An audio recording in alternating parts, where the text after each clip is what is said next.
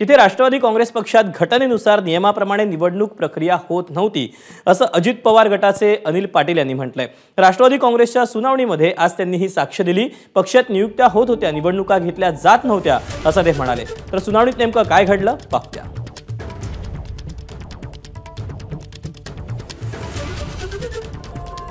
शरद पवार हे राष्ट्रवादी पक्ष घटनेप्रमाणे चालवत नव्हते हे कधीपासून सुरू होतं। मी पक्षात आल्यापासून पाहत होतो, घटनेप्रमाणे आणि नियमाप्रमाणे निवडणूक प्रक्रिया चालत नव्हती। तुमच्या शपथपत्रात म्हटलंय की शरद पवार विचार विनिमय न करता पक्ष चालवत होते। मला सातत्याने वाटत होतं की पक्षात नियुक्त्या केल्या जातात, निवडणुका होत नाहीत। मनात असंतोष होता। तर 2 आणि 3 मे 2023 मध्ये शरद पवार यांनी राजीनामा देऊ नये यासाठी वारंवार विनंती का करत होतात?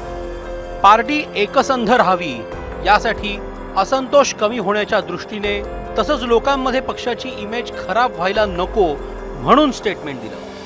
शरद पवार यांनी पक्षाच्या सर्व पदाधिकारी आणि कार्यकर्ते यांच्या मनाविरोधात भाजप सोबत सरकार स्थापन करण्याचा निर्णय घेतला।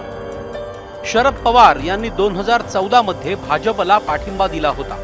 त्यानंतर 2019ला त्यांनी संकेत दिले, मात्र शपथविधी झाल्यानंतर त्यांनी भूमिका बदलली।